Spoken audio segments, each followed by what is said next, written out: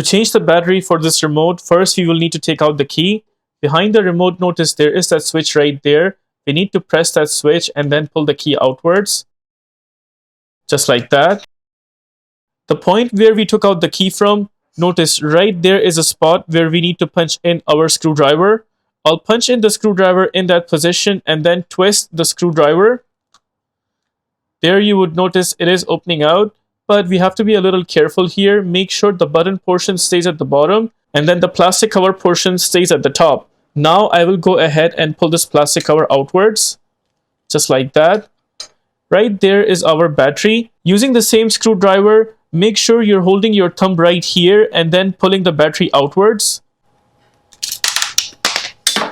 There is that battery taken out. It is a CR2032 type battery. In my case, the battery is good, so I will be installing it back. But in your case, if you want to install a new battery, these are the steps you should follow. Pay attention here. There are two tabs in the remote, one right here and one right there. We need to slide in the battery downwards so that the battery goes into those two tabs.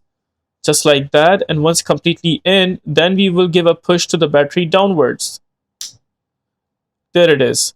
We make sure the battery is in on all over the edges and seems like it is completely in. Sometimes this portion of remote also comes apart.